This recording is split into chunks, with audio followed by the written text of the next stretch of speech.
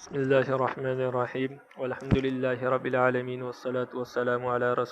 رسول خير خلقه محمد وعلى آله وصحبه أجمعين. سبحانك لا علم لنا إلا ما علمتنا إنك أنت العليم الحكيم. ربي زدني علما ربي زدني علما ربي زدني علما ربي اشرح لي صدري ويسر لي أمري واحلل عقدة من لساني يفقه قولي. باب النهی عن البول فی الحجر، بل میں پیشاب کرنے سے منع کا بیان، یعنی جو چھوٹے جانوروں کے بل وغیرہ سوراخ وغیرہ ہوتے ہیں ان میں پیشاب کرنے سے منع کرنے کا بیان، اس لیے کہ یہ ان جانوروں کے چونٹیوں وغیرہ کے گھر ہوتے ہیں، اگر آپ وہاں کوئی پیشاب کرے تو اس سے وہ سارے مر جائیں گے اور ان کو تکلیف ہوگی، اس لیے وہاں سے منع کا بیان۔ اور دوسری وجہ حدیث میں خود بیان ہو رہی ہے کہ یہ جنات کے رہنے کا مقام ہے، جنات کے گھر ہے، اور کسی کے گھر میں پیشاب کرنا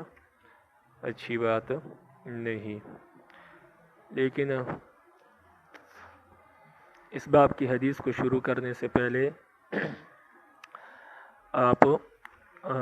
ایک صفحہ پیچھے جا کر باب البول قائما، کھڑے ہو کر پیشاب کرنے کا بیان، اس باب کو ذرا دیکھ لیں۔ اس باب میں ایک ہی حدیث ہے اور اس حدیث کے سند میں تحویل ہے،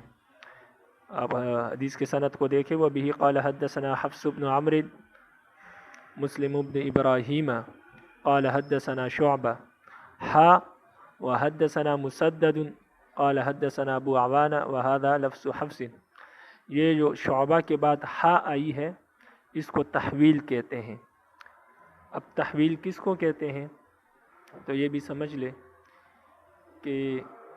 جب کسی محدث کے پاس کسی ایک حدیث کی دو سندیں ہوں اور وہ دو سندوں کا بعض حصہ مشترک ہو اور بعض حصہ غیر مشترک ہو، اور وہ محدث ان دونوں سندوں کو اس طرح بیان کرے کہ جو الگ الگ حصہ ہے وہ الگ الگ بیان کرے اور جو مشترک حصہ ہے وہ ایک ہی ساتھ بیان کرے اور پھر آگے حدیث ذکر کر دے، تو اس کو تحویل کہتے ہیں۔ اب جو پہلی سند کا الگ حصہ جب بیان کرتے ہیں تو اس کے بعد جب دوسری سند کا الگ حصہ بیان کرتے ہیں تو دوسری سند کے شروع میں ہا لگا دیتے ہیں، جو اس کی نشانی ہوتی ہے کہ یہاں پر تحویل ہے، یعنی حدیث کی دوسری سند شروع ہو گئی ہے۔ اور جس محدث پر جا کر یہ دونوں سندیں مشترک ہوتی ہے، جمع ہوتی ہے، اس محدث کو مدار السند یا مدار التحویل کہتے ہیں، تو اس کو تحویل کہتے ہیں۔ اب اس کے پڑھنے کا طریقہ کیا ہے، بلکہ اس سے پہلے آپ کتاب میں ذرا سمجھ لیں، یہ جو ہم نے بات کی اس کو پریکٹیکل بھی سمجھ لیں ذرا۔ اب آپ دیکھیں سند کو، وَبِهِ قَالَ حَدَّثَنَا حفص بن عمرٍ مسلم بن إبراهيم قال حدثنا شعبہ، یہاں تک آپ نے دیکھا۔ اس کے بعد ہا وقال حدثنا مسدد قال حدثنا ابو عوانہ وهذا لفظ حفص، یہ جملہ معترضہ ہے۔ عن سلیمان، یہ حدثنا حفص بن عمرو مسلم بن ابراہیم قال حدثنا شعبہ، یہاں تک پہلی سند کا وہ حصہ ہے جو الگ ہے۔ اس کے بعد دوسری سند کا الگ حصہ شروع ہوتا ہے، ہا وبه قال حدثنا مسدد قال حدثنا ابو عوانہ، تو یہ الگ حصہ ہے اس سند کا۔ پھر ابو عوانہ روایت کرتے ہیں عن سلیمان، سلیمان سے روایت کرتے ہیں، تو یہ سلیمان پر جا کر دونوں سندیں مشترک ہو جاتی ہے، یعنی شعبہ بھی سلیمان سے روایت کرتے ہیں اور ابو عوانہ بھی سلیمان سے روایت کرتے ہیں، پھر سلیمان ابی وائل سے اور وہ ابو حذیفہ رضی اللہ تعالیٰ عنہ سے روایت کرتے ہیں۔ تو یہ جو حصہ ہے سلیمان کے بعد، سلیمان ابی وائل عن حذیفہ، یہ دونوں سندوں کا وہ مشترک حصہ ہے، اور جو حفص سے لے کر شعبہ تک ہے اور مسدد سے لے کر ابو عوانہ تک ہے، یہ دونوں سندوں کا الگ الگ حصہ ہے۔ تو گویا اس حدیث میں امام ابو داود کے دو استاذ ہیں، ابو داود نے دو محدثین سے یہ حدیث سنی۔ پہلی حدیث انہوں نے پہلی سند یعنی ایک مرتبہ انہوں نے ابو حفص بن عامر سے سنی ہے، اور دوسری مرتبہ یہ حدیث انہوں نے مسدد سے سنی ہے۔ اب اگر ہم الگ الگ اس کی سند بیان کریں تو سند یوں بنے گی: وبی قال حدثنا حفص بن عمرو مسلم بن ابراہیم قال حدثنا شعبہ عن سلیمان عن ابی وائل عن حذیفہ، اور دوسری سند اس طرح بنے گی: وبی قال حدثنا مسدد قال حدثنا ابو عوانہ عن سلیمان عن ابی وائل عن حذیفہ۔ تو اس کو تحویل کہتے ہیں، یہ آپ سمجھ گئے ہیں۔ پھر اس کے پڑھنے کا طریقہ کیا ہے؟ تو جو مغرب کے علماء ہیں وہ جب یہاں پر پہنچتے ہیں ہاں پر تو وہ کہتے ہیں تحویل، یعنی تحویل پورا لفظ پڑھتے ہیں۔ مثال کے طور پر میں آپ کو پڑھ کر بتاتا ہوں: وبی قال حدثنا حفص بن عمرو مسلم بن ابراہیم قال حدثنا شعبہ تحویل وبہ قال حدثنا مسدد قال حدثنا ابو عوانہ۔ وہ مغربی علماء اس طرح پڑھتے ہیں۔ جو مشرقی علماء ہیں وہ ہاں ہی پڑھتے ہیں، جس طرح میں نے ابھی تھوڑی دیر پہلے پڑھا، یعنی مشرقی علماء ہاں پڑھتے ہیں، تحویل نہیں پڑھتے۔ مثال کے طور پر میں پڑھ کے بتاتا ہوں: ابی قال حدثنا حفص بن عمرو مسلم بن ابراہیم قال حدثنا شعبہ ہا وقال حدثنا مسدد قال حدثنا ابو عوانہ۔ یہ اس طرح پڑھتے ہیں۔ تو یہ تحویل آپ کو سمجھ میں آ گئی، اور یہ اس کتاب میں بھی اور اس کے علاوہ دیگر جو صحیح ستہ میں جو کتابیں ہیں اس میں تحویل بار بار آتی ہے۔ تو یہاں پر اس کی تشریح ہو گئی، دوبارہ اس کی تشریح نہیں ہوگی۔ اس کو اچھی طرح سمجھ لے۔ اگر کسی کو سمجھ میں نہیں آیا یا کوئی بات اس میں سے سمجھنے کی ضرورت ہے یا کوئی سوال ہے تو اس کے بارے میں پوچھ سکتے ہیں۔ اب آئے اگلے سبق کی طرف۔ باب النہی عن البول فی الحجر، بل میں پیشاب کرنے سے منع کا بیان۔ وبه قال حدثنا عبید اللہ بن عمر بن میسرة قال حدثنا معاذ بن ہشام قال حدثني ابی عن قتادة عن عبد اللہ بن سرجس قال، عبداللہ بن سرجس روایت کرتے ہیں کہ وہ فرماتے ہیں کہ ان نبی صلی اللہ علیہ وسلم، نبی کریم صلی اللہ علیہ وسلم نے فرمایا، نہیں وہ عبداللہ بن سرج فرماتے ہیں کہ نبی کریم صلی اللہ علیہ وسلم نے نہا منع کیا ایبال فی الحجر، بل میں پیشاب کرنے سے۔ قال، عبداللہ بن سرج فرماتے ہیں کہ قالوا لقتادہ ما یکرہ من البول فی الحجر، یعنی عبداللہ بن سرج قتادہ سے روایت کرتے ہیں۔ تو فرماتے ہیں کہ قتادہ سے لوگوں نے پوچھا، یعنی جب انہوں نے یہ حدیث بیان کی تو شاگردوں نے پوچھا ما یکرہ من البول فی الحجر، کس وجہ سے بل میں پیشاب کرنا مکروہ ہے، یعنی منع ہے۔ تو یہاں پر مکروہ سے مراد مکروہ تحریمی ہے۔ قال، تو قتادہ نے جواب دیا، کان یقال انہا مساکن الجن،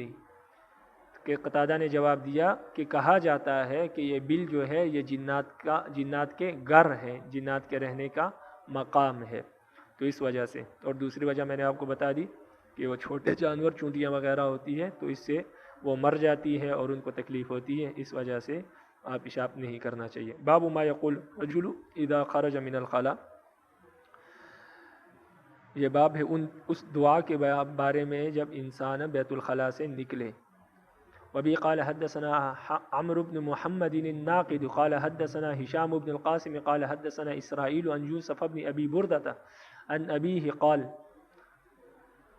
ابی بردہ اپنے والد سے روایت کرتے ہیں کہ وہ فرماتے ہیں قال حدثتنی عائشہ، وہ فرماتے ہیں کہ مجھے حضرت عائشہ رضی اللہ عنہا نے یہ حدیث بیان کی، ان نبی صلی اللہ علیہ وسلم، کہ نبی کریم صلی اللہ علیہ وسلم کان اذا خرج من الغائط، جب وہ بیت الخلاء سے نکلتے تھے، قال، تو فرماتے تھے غفرانک اسألو غفرانک، یا اللہ میں آپ سے مغفرت کا سوال کرتا ہوں، آپ سے مغفرت چاہتا ہوں۔ آپ صلی اللہ علیہ وسلم بیت الخلاء سے نکلنے کے بعد مغفرت کیوں طلب کرتے تھے؟ تو اس کی وجہ محدثین نے یہ لکھی ہے کہ آپ صلی اللہ علیہ وسلم ہمیشہ رب العالمین کی تعریف کیا کرتے تھے، زبان سے رب العالمین کا ذکر کیا کرتے تھے، لیکن بیت الخلاء میں چونکہ آپ کی زبان ذکر سے رک جاتی تھی اور وہاں حکم بھی یہ ہے کہ بیت الخلاء میں آپ ذکر نہ کریں، لیکن آپ کا دل مسلسل ذکر کرتا رہتا تھا، تو اس زبان سے ذکر نہ کرنے پر، تھوڑی دیر کے لیے زبان سے ذکر نہ کرنے پر رب العالمین سے کیا کرتے تھے؟ استغفار مانگتے تھے۔ تو جب آپ صلی اللہ علیہ وسلم نے یہ دعا کی تو پھر باقی امت کے لیے بھی یہ دعا کرنا کیا ہے؟ مستحب ہے اور سنت ہے۔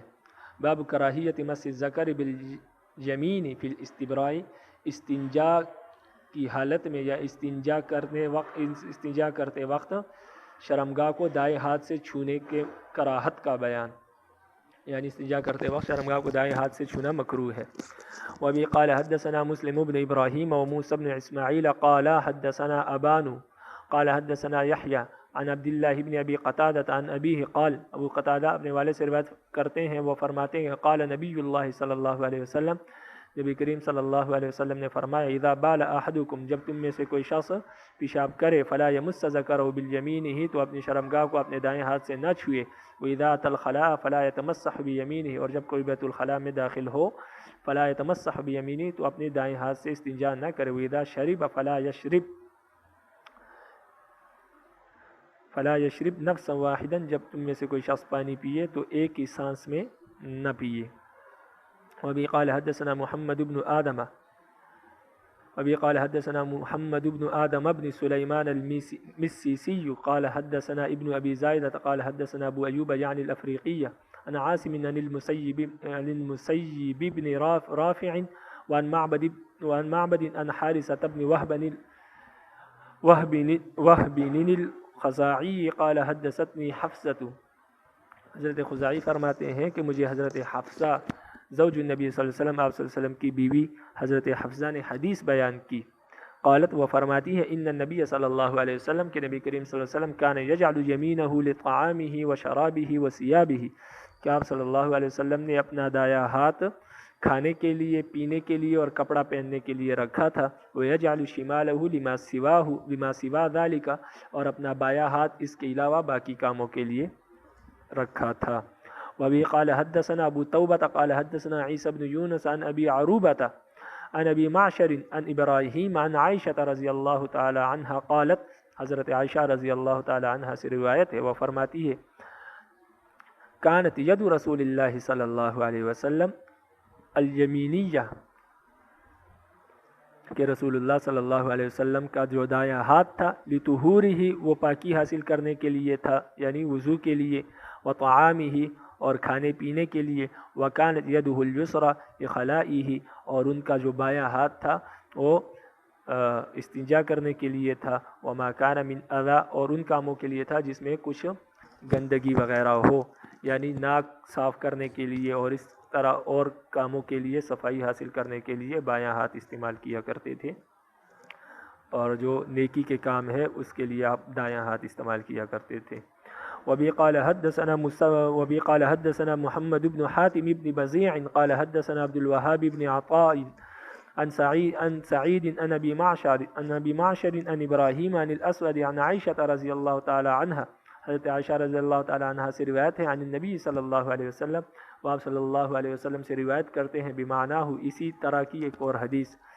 اسی مفہوم کی ایک اور حدیث۔ باب فی الاستتار فی الخلاء، بیت الخلاء میں یا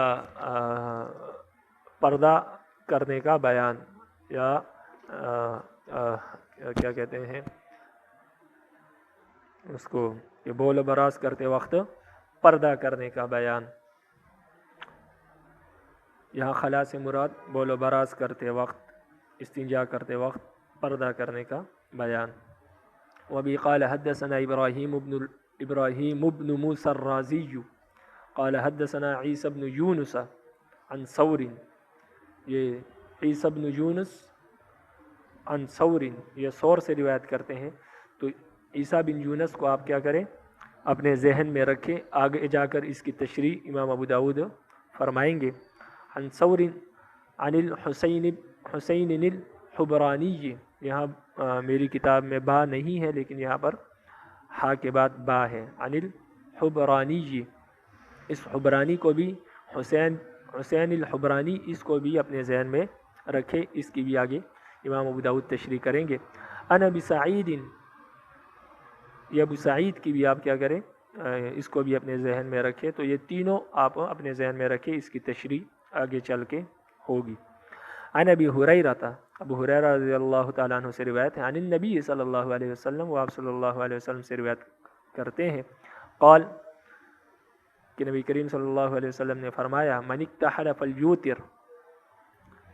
جو سرما لگائے، جو شخص سرما لگائے، فلیوتر تو وہ طاق لگائے، یعنی طاق لگائے، جفت نہ لگائے۔ طاق سے مراد 1 مرتبہ، 3 مرتبہ اور 5 مرتبہ، 7 مرتبہ، اس کو طاق کہتے ہیں، لیکن یہاں فلیوتر سے مراد یہ ہے کہ 3 مرتبہ اس کو لگائے۔ اب 3 مرتبہ کا طریقہ کیا ہے کہ 1 مرتبہ سلائی کو سرمے میں لگائے، سرما لگائے سلائی کے ساتھ، اور پھر اپنے 1 مرتبہ اپنے دائیں جو ہے اس میں آنکھ میں سلائی لگائے، پھر بائیں آنکھ میں سلائی لگائے، اور پھر دائیں آنکھ میں سلائی لگائے، تو اس طرح 3 مرتبہ ہو جائے گا۔ تو یہ ایک طریقہ ہے۔ دوسرا طریقہ یہ ہے کہ دائیں آنکھ میں 3 مرتبہ سلائی لگائے اور بائیں آنکھ میں 3 مرتبہ سلائی لگائے۔ تو یہ 2 طریقے ہیں سرما لگانے کے اور طاق مرتبہ لگانے کے۔ فرمایا من اکتحل فلیوتر، جو تم میں سے سرما لگائے تو وہ 3 مرتبہ لگائے، من فعل فقد احسن، جس نے یہ کیا تو اس نے بہت اچھا کیا، یعنی 3 مرتبہ سرما لگایا تو اچھا کیا۔ ومن لا فلا حرج، اور جس نے 3 طاق مرتبہ نہیں لگایا، فلا حرج، تو اس پر کوئی گناہ نہیں ہے۔ اس سے معلوم ہوا کہ یہ مستحب ہے۔ ومن استجمر فلیوتر، من فعل فقد احسن ومن لا فلا حرج، اور جس نے جو استنجا کرنا چاہے پتھروں سے تو طاق پتھروں سے استنجا کرے، من فعل فقد احسن، جس نے 3 پتھروں کا استعمال کیا، یعنی طاق پتھروں کا استعمال کیا، فقد احسن، تو اس نے اچھا کیا، بہترین عمل کیا۔ ومن لا فلا حرج، اور جس نے 3 کا استعمال یا طاق کا استعمال نہیں کیا، فلا حرج، تو اس پر کوئی گناہ نہیں۔ تو یہ حدیث رد ہے ان لوگوں پر جو 3 کی عادت کو کیا کہتے ہیں، واجب قرار دیتے ہیں استنجا میں، یعنی 3 پتھروں کا استعمال کرنا ان کے نزدیک استنجا کرتے وقت واجب اور ضروری ہے۔ ومن اکل فما تخلل فلیلفظ وما لاک بلسانہ فلیبتلغ، اور جو تم میں سے کھائے پھر وہ خلال کرے، یعنی کسی لکڑی کے ساتھ یا کسی تیلے کے ساتھ وہ کیا کرے، خلال کرے، اور اس سے دانتوں کے درمیان سے کوئی چیز باہر نکل آئے، یا روٹی کا کوئی ٹکڑا یا کوئی گوشت کا ٹکڑا نکل آئے، فلیلفظ، تو اس کو وہ پھینک دے۔ وما لاک بلسانہ، اور جو اپنی زبان کے ساتھ کسی چیز کو نکالے، یعنی کھانا کھانے کے بعد کوئی چیز دانتوں میں پھنس گئی ہے تو آپ نے زبان کے ذریعے اس کو دانتوں کے درمیان سے نکالا، فلیبتلغ، تو اس چیز کو کیا کر لے، نکل لے۔ یعنی اگر خلال آپ نے کسی تیلے کے ساتھ یا کسی کانٹے کے ساتھ کیا اور اس سے کوئی چیز روٹی کا ٹکڑا یا گوشت کا ٹکڑا دانتوں کے درمیان سے نکلا تو اس کو تو باہر پھینکے، اور اگر زبان کے ساتھ آپ نے دانتوں کی صفائی کی یا زبان کے ذریعے آپ نے دانتوں کے درمیان سے کوئی روٹی کا ٹکڑا یا گوشت کا ٹکڑا نکالا تو اس کو آپ نگل لے، یعنی اندر کھا لے۔ من فعل فقد احسن، جس نے ایسا کیا تو اس نے بہترین کام کیا۔ ومن لا فلا حرج، اور جو ایسا نہ کرے تو اس پر کوئی گناہ نہیں۔ ومن اتى الغائط فلیستتر، اور جو تم میں سے قضاء حاجت کے لیے جائے، فلیستتر، تو وہ پردہ کر لے۔ اس وجہ سے یہ اس باب میں یہ حدیث ذکر کی، باب الاستتار فی الخلاء۔ جو تم میں سے قضاء حاجت کے لیے آئے تو وہ پردہ کر لے۔ فإن لم یجد، اگر وہ کوئی چیز نہ پائے جس سے وہ پردہ کرے، یعنی اس کے پاس کوئی مزید کپڑا یا چادر وغیرہ نہ ہو، کوئی چیز نہ پائے پردے کے لیے، الا ان یجمع کثیبا من رمل، تو وہ مٹی کا ایک ڈھیر بنا لے، جمع کر لے مٹی کا ایک ڈھیر، فلیستدبرہ، پھر اس کے پیچھے بیٹھ جائے۔ یعنی اگر اس کے پاس کوئی چادر وغیرہ کوئی چیز موجود نہیں جس سے وہ پردہ کرے، تو پھر وہ مٹی کا ایک ڈھیر بنا لے اور اس ڈھیر کے پیچھے بیٹھ جائے، یعنی اس مٹی کے ڈھیر کو اپنے لیے پردہ بنا لے۔ کیوں؟ فإن الشیطان یلعب بمقاعد بنی آدم، اس لیے کہ شیطان بنی آدم کے مقاعد سے کھیلتا ہے۔ مقاعد سے مراد شرمگاہ۔ من فعل فقد احسن، جس نے ایسا کیا اس نے بہترین کام کیا۔ ومن لا فلا حرج، اور جس نے ایسا نہ کیا یعنی مٹی کا ڈھیر نہ بنایا یا پردہ نہیں کیا، یعنی یہ ایسے مقام پر ہے جہاں پر کوئی لوگ موجود نہ ہو۔ ومن لا فلا حرج، اور جس نے ایسا نہیں کیا تو اس پر کوئی حرج نہیں ہے۔ یہ اس صورت میں جب وہاں تنہائی کا مقام ہو، وہاں پر کوئی موجود نہ ہو۔ اگر نہ کوئی موجود ہے تو اس وقت پردہ کرنا فرض عین ہے، اس لیے کہ یہ انسان کی کیا ہے، یہ جو مقام ہے یہ انسان کا سطر ہے، اور سطر کی حفاظت کرنا یہ فرض عین ہے۔ سطر کو دیکھنا اور اس کا دکھانا دونوں کیا ہے، حرام ہے۔ تو یہ جو فرمایا ومن لا فلا حرج، جس نے ایسا نہ کیا تو اس پر کوئی حرج نہیں۔ یہ وہ مقام ہے جہاں پر کوئی موجود نہ ہو، تنہائی کا مقام ہو، لیکن آپ صلی اللہ علیہ وسلم نے فرمایا کہ وہاں پر بھی مستحب یہ ہے کہ آپ کیا کریں، کوئی مٹی کا ڈھیر بنا لے، کوئی کسی چادر وغیرہ سے آپ کیا کر دیں، پردہ حاصل کر لے۔ شیطان بنی آدم کے مقاعد سے کھیلتا ہے، اس کا کیا مطلب ہے؟ تو اس کا مطلب یہ ہے کہ کوئی جانور وغیرہ آ کر اس کو سینگ مار دے، یا کوئی یہ ہے کہ کوئی شخص کی کسی شخص کی گزرتے ہوئے اس پر نظر پڑ جائے تو وہ بعد میں اس کا مذاق اڑائے گا اور اس کو تنگ کرے گا۔ تو یہ مراد ہے شیطان کے کھیلنے سے، کہ شیطان کسی جانور کو اس کی طرف متوجہ کر دے گا، یا کسی کے دل میں اس کے لیے حقارت ڈال لے گا اور پھر اس کے مذاق اڑانے پر اس کو ابھارے گا، تو یہ مطلب ہے۔ قال ابو داود رواہ ابو عاصم عن ثور، یہ جو میں نے آپ کو فرمایا تھا کہ آپ حدثنا عیسی بن یونس کو اپنے ذہن میں رکھیں، تو یہاں سے قال ابو داود یہاں سے یہ فرما رہے ہیں کہ اس حدیث کو ثور سے 3 بندوں نے روایت کیا ہے۔ ایک تو سند میں موجود ہے عیسی بن یونس، حدثنا عیسی بن یونس عن ثور، عیسی بن یونس نے ثور سے روایت کیا ہے، اور دوسرے جس نے اس حدیث کو روایت کیا ہے وہ ابو عاصم ہے، انہوں نے بھی ثور سے روایت کیا ہے، اور تیسرے محدث جنہوں نے ثور سے روایت کیا ہے وہ عبد الملک بن صباح ہے، انہوں نے بھی ثور سے روایت کیا ہے، لیکن ان روایتوں میں تھوڑا تھوڑا فرق ہے۔ تو فرماتے ہیں کہ عیسی بن یونس جو ثور سے روایت کرتے ہیں، وہ آگے ثور کے جو استاذ ہے یعنی حسین الحبرانی، جو یہاں اس سند میں موجود ہے کہ حدثنا عیسی بن یونس عن ثور عن الحسین الحبرانی، تو الحسین الحبرانی عیسی بن یونس کی روایت میں الحسین الحبرانی ہے با کے ساتھ، اور جو ابو عاصم روایت کرتے ہیں ثور سے تو اس میں ہے حدثنا ابو عاصم عن ثور عن الحسین الحميري، وہ حبرانی کی جگہ حميري کے لفظ کو استعمال فرماتے ہیں، یعنی حسین الحميري۔ تو اس سے معلوم ہوتا ہے کہ یہ 2 الگ الگ آدمی ہیں، لیکن محدثین نے اس کا جواب دیا ہے کہ یہ 2 الگ الگ آدمی نہیں، بلکہ حميري اور حبرانی دونوں حسین کے لیے استعمال کرنا درست ہے، اس لیے کہ حميري ایک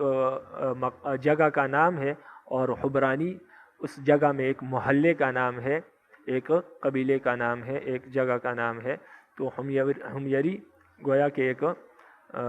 ضلع ہے، اور پھر حميري حبرانی جو ہے اس کی ایک تحصیل یا اس کے ایک محلہ ہے، تو اس لیے دونوں استعمال کرنا اس کے لیے ٹھیک ہے۔ تو یہ ایک ہی آدمی ہے۔ اچھا، یہ تو اس کے بارے میں ہو گئے۔ اب جو روایت عبد الملک بن صباح نے روایت کی ہے ثور سے، تو وہ آگے فرماتے ہیں کہ یہ جو ان حسین الحبرانی ان ابی سعید جو ہے، تو عبد الملک بن صباح کی روایت میں ابو سعید کی جگہ پر ابو سعید الخیر کے الفاظ ہیں، یعنی ان ابی سعید الخیر، یعنی خیر کی انہوں نے اس کے ساتھ لقب لگایا ہے، ابو سعید الخیر۔ تو اب یہاں پر سوال یہ پیدا ہوتا ہے کہ ابو سعید الخیر جو ہے وہ تو ایک صحابی ہے، تو اس سے کیا وہی صحابی مراد ہے؟ یعنی ابی سعید الخیر ان ابی ہریرہ، یہ ابو ہریرہ سے ابو سعید روایت کرتے ہیں، یہ وہی صحابی ہے جو ابو سعید الخیر کے نام سے مشہور یا معروف ہے۔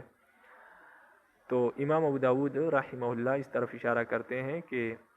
یہ جو ابو سعید الخیر ہے یہ تو صحابی نہیں ہے، ابو سعید جو ہے اس سند میں یہ صحابی نہیں ہے، حالانکہ عبد الملک بن صباح نے ابو سعید کے ساتھ الخیر کے لفظ کا اضافہ کیا ہے، تو یہ اضافہ کرنا درست نہیں ہے، اس لیے کہ ابو سعید الخیر جو ہے وہ صحابی رسول ہے، اور اس سند میں جو ابو سعید ہے وہ صحابی رسول نہیں ہے۔ تو ابھی آپ آگے دیکھیں، قال ابو داود، امام ابو داود فرماتے ہیں رواہ ابو عاصم عن ثور، اس روایت کو ابو عاصم نے بھی ثور سے روایت کیا ہے، قال وہ فرماتے ہیں الحسین الحمیری، وہ اپنی سند میں حسین الحمیری کے الفاظ استعمال کرتے ہیں، اور اس سند میں حبرانی ہے۔ قال ورواہ عبد الملک بن صباح، اور اس حدیث کو عبد الملک بن صباح بھی روایت کرتے ہیں عن ثور، ثور سے، فقال ابو سعید الخیر، تو اس سند میں وہ فرماتے ہیں، یعنی عبد الملک بن صباح ابو سعید الخیر، ابو سعید الخیر کے الفاظ استعمال فرماتے ہیں۔ قال ابو داود، ابو داود فرماتے ہیں ابو سعید الخیر هو من اصحاب النبی صلی اللہ علیہ وسلم، ابو سعید الخیر جو ہے وہ تو آپ صلی اللہ علیہ وسلم کے صحابہ میں سے ہے، یعنی اس کے ساتھ الخیر کا اضافہ کرنا درست نہیں ہے، کیونکہ یہ تو سند میں جو موجود ہے یہ صحابی نہیں ہے، اس لیے خیر کا اضافہ جو اس کے ساتھ کیا یہ درست بات نہیں۔ باب ما ینہی عنہ ان یستنجی بہ، ان چیزوں کے بارے میں بیان جس سے استنجا کرنے سے منع کیا گیا ہے، یعنی استنجا کے لیے ممنوع چیزوں کا بیان۔ تو یہ بیان ہے ان چیزوں کے بارے میں جس سے استنجا کرنے سے منع کیا گیا۔ وبه قال حدثنا يزيد بن خالد قال حدثنا وبه قال حدثنا يزيد بن خالد بن عبد الله بن موهب الحمداني قال أخبرنا المفضل يعني ابن الفزالة المصرية عن عياش بن عباس القطباني أن شييم بن بيتان أخبره عن شيبان القطباني قال أن مسلمة بن مخلد استعمل رویفع بنت ثابت على اسفل الارض، یہ جو اس حدیث کے راوی شیبان القطبانی ہے اس کو آپ اپنے ذہن میں رکھیں۔ امام ابو داود دوسری حدیث کے آخر میں ان کی تشریح کریں گے کہ یہ کون ہے۔ دوسری بات، قال ان مسلمة بن المخلد، مسلمہ بن مخلد کون ہے؟ تو یہ امیر معاویہ رضی اللہ تعالی عنہ کی خلافت میں جو ہے یہ مصر کے گورنر تھے، تو یہ جو مصر کے گورنر ہیں مسلمہ بن خلد، انہوں نے رویفہ بن ثابت کو نچلی زمینوں کا کیا بنا دیا، عامل بنا دیا، یعنی ان کے حوالے وہ زمینیں کر دی۔ تو شیبان بن قطابی کہتے ہیں کہ مسلمہ بن مخلد نے رویفہ بن ثابت کو نچلی زمینوں کا عامل بنا دیا۔ قال شیبان فرماتے ہیں فسرنا معه، تو ہم رویفہ بن ثابت کے ساتھ چلے، من قوم شریک، یہ رویفہ بن ثابت صحابی رسول ہے، ہم چلے ان کے ساتھ قوم شریک سے الی علقمہ، علقمہ کی طرف۔ قوم شریک اور علقمہ دو جگہوں کے نام ہیں، او من علقمہ الی قوم شریک، یا علقمہ سے قوم شریک کی طرف چلے، یرید علقام، یہاں علقمہ سے مراد القام ہے، یعنی القام ابھی جگہ کا نام القام ہے، تو علقمہ سے مراد کہتے ہیں وہی القام جگہ مراد ہے۔ وقال رویفہ ان کان احدنا فی زمن رسول اللہ صلی اللہ علیہ وسلم، اس کے ترجمے سے پہلے آپ اس کو اچھی طرح سمجھ لے تو میں اس کے کچھ تشریح کرنا چاہتا ہوں کہ رویفہ بن ثابت اپنے ساتھیوں کو یعنی شیبان وغیرہ کو یہ بتانا چاہ رہے ہیں کہ آپ صلی اللہ علیہ وسلم کے زمانے میں ایسی حالت تھی، یعنی ابتدائی اسلام کا زمانہ ان کو بتا رہے ہیں کہ ہم میں سے جب کوئی شخص جہاد کے لیے جاتا تھا تو اس کے پاس سواری نہیں ہوتی تھی، تو وہ اپنے کسی دوست سے ساتھی سے سواری لیتا تھا، اس شرط پر کہ جو مال غنیمت حاصل ہوگا اس میں آدھا آپ کا ہوگا اور آدھا میرا ہوگا، اور بعض اوقات ہمیں مال غنیمت میں سے صرف ایک تیر ہی ملتا تھا، تو تیر کے 3 حصے ہوتے ہیں، ایک نفل ہوتا ہے اور ایک ریش ہوتا ہے اور ایک قدح۔ تو جو تیر ہوتا ہے اس کا جو ڈنڈا ہوتا ہے لکڑی ہوتی ہے، اور لکڑی کے سر پر جو وہ تیر لگا ہوتا ہے اس کے نوکیلی داردار جو لوہا لگا ہوتا ہے، اس سارے حصے کو قدح کہتے ہیں. اور جو پچھلا حصہ ہوتا ہے وہاں پر جس طرح تیر کا چاقو وغیرہ کا دستہ ہوتا ہے، اس طرح تیر کے پچھلے حصے میں بھی ایک دستہ سا لگا ہوتا ہے جو آپ یہ کیا کہتے ہیں کمان میں وہ تار کے اوپر رکھ کر اس کو سہارا ملتا ہے اور اس کو کھینچا جاتا ہے. تو پیچھے کی طرف بھی لوہے کا چھوٹا سا دستہ لگا ہوتا ہے، اس کو نفل کہتے ہیں، نسل کہتے ہیں، نون صاد لام نسل. اور تیر کے دائیں بائیں 2 پر لگے ہوتے ہیں،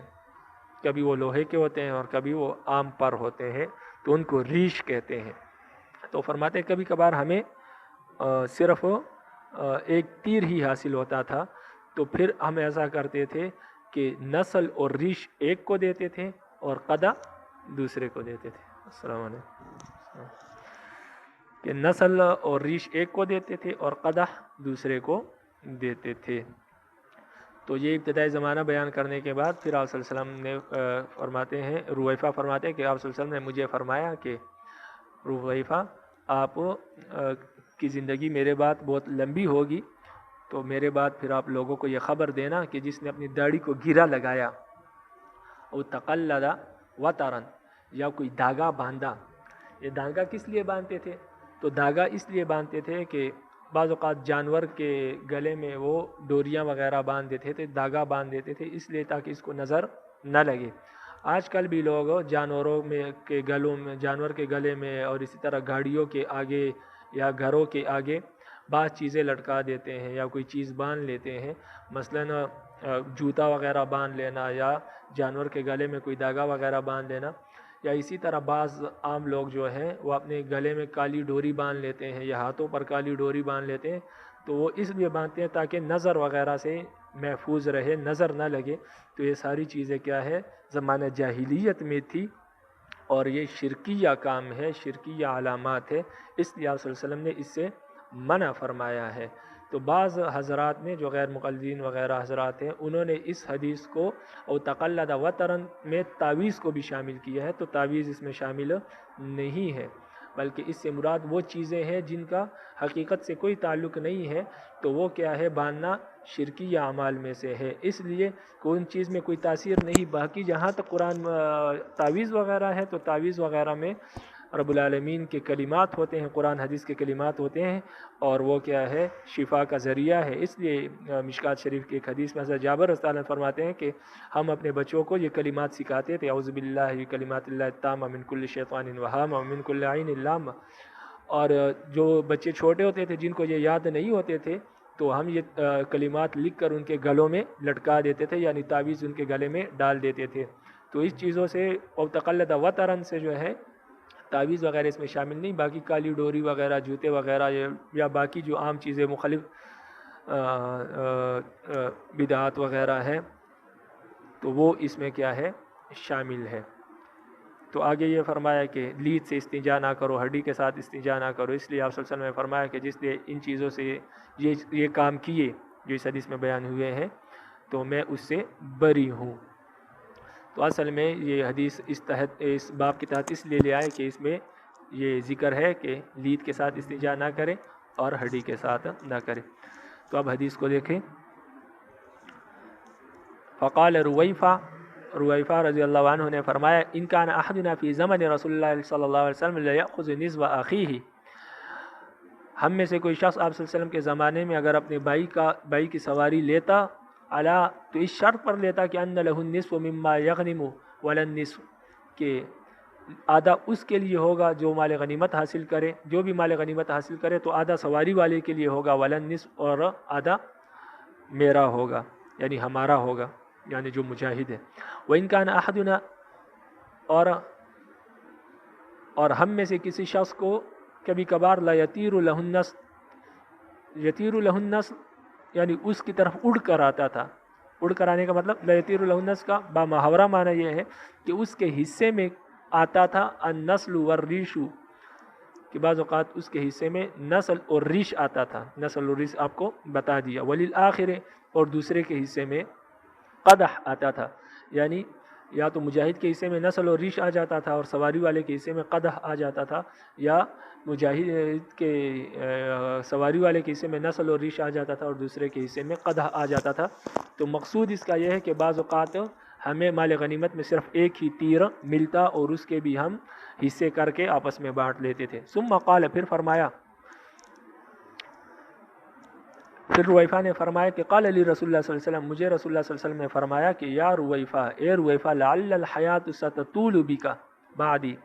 امید ہے کہ آپ کے میرے بعد آپ کی زندگی کیا ہوگی، لمبی ہوگی۔ فاخبر الناس، تو لوگوں کو خبر دینا کہ انہ من عقد لحیتہ، جس نے اپنی داڑھی کو گرا دیا۔ بعض لوگ اپنی داڑھی کو گرا دیتے ہیں، یا کوئی ربڑ وغیرہ کے ذریعے اس میں گرا لگا دیتے ہیں، یا کوئی تار وغیرہ کے ذریعے اس کو باندھ لیتے ہیں، تو یہ مراد ہے جس نے اپنی داڑھی کو گرا دیا۔ یا بعض لوگ اپنے بال گنگریالے کرتے ہیں، اس میں گرے لگاتے ہیں، تو یہ مراد ہے۔ او تقلد وطرن، یا اس نے کوئی دھاگا باندھا۔ او استنجا برجیع دابۃ،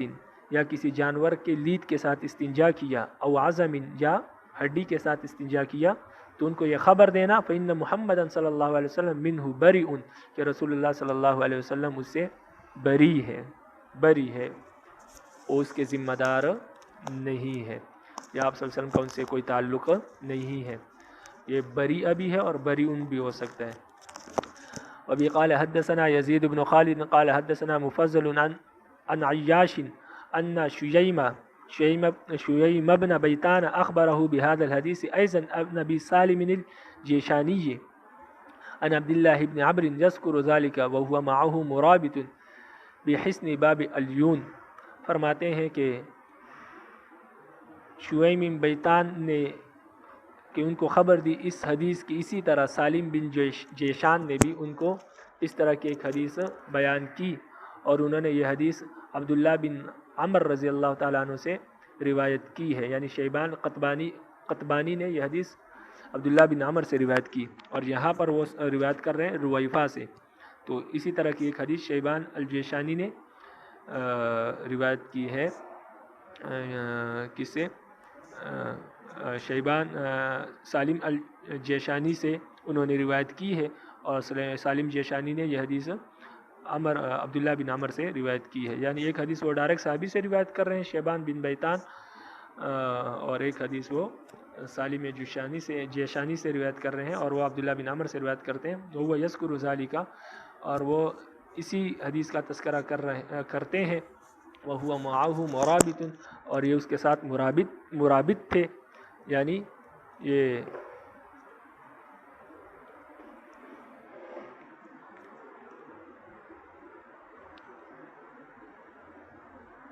کہ عبداللہ بن عمر جو ہے یہ آپ صلی اللہ علیہ وسلم کے ساتھ مرابط تھے۔ مرابط یعنی محاصرہ کیا ہوا تھا انہوں نے۔ کس کا محاصرہ کیا تھا؟ بحسن باب الیون، باب الیون کے قلعے کا انہوں نے محاصرہ کیا تھا۔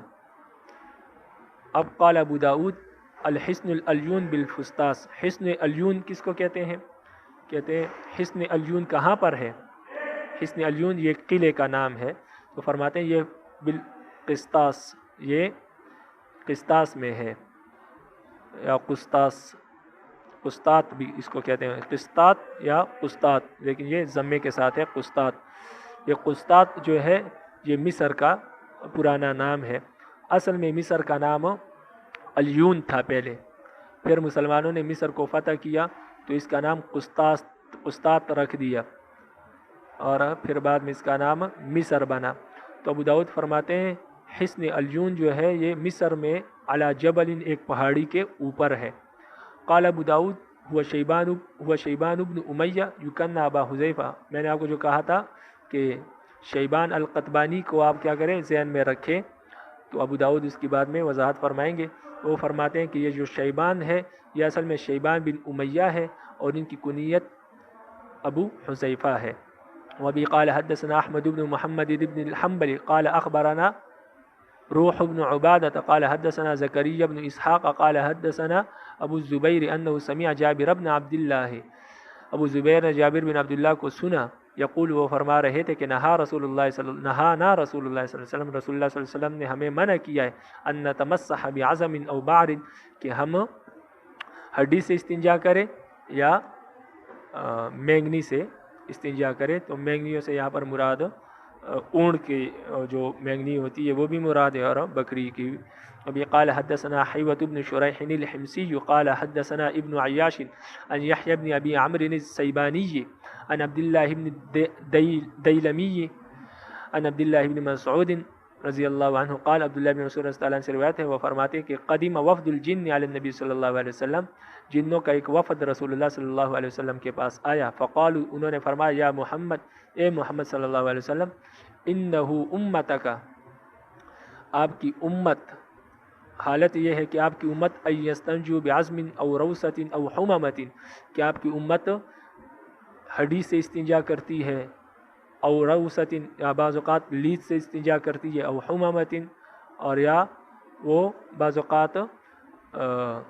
कोयले से इस्तिंजा करती है। फ़इन्नल्लाह अज़्ज़ा वजल जअल लना फ़ीहा रिज़्क़न, और अल्लाह अज़्ज़ा वजल ने हमारे लिए उसमें रिज़्क़ पैदा किया है, यानी ये चीज़ें हमारे लिए बतौर रिज़्क़ के बनाई है। क़ाल, तो रसूल सल्लल्लाहु अलैहि वसल्लम ने फरमाया, क़ाल रावी फरमाते हैं यानी अब्दुल्लाह इब्न मसऊद फरमाते हैं कि फ़नहन नबी सल्लल्लाहु अलैहि वसल्लम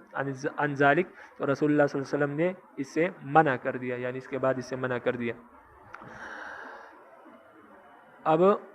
ये चीज़ें इनके लिए रिज़्क़ कैसे है, तो हड्डी जो है वो जिन्नात का रिज़्क़ है, और लीद जो है जिन्नात के जानवरों का जो है खाना है, रिज़्क़ है, और कोयला जो है इससे या तो ये रोशनी करते हैं और या इस पर अपने खाना पीना क्या करते हैं, पकाते हैं। इस वजह से कोयले को भी रिज़्क़ में शामिल किया है। तो ये जिन्नात ये बताना चाह रहे थे कि ये हमारा रिज़्क़ है, आप अपनी उम्मत को इससे मना करें कि इससे वो इस्तिंजा करे, तो रसूल सल्लल्लाहु अलैहि वसल्लम ने इसे मना कर दिया।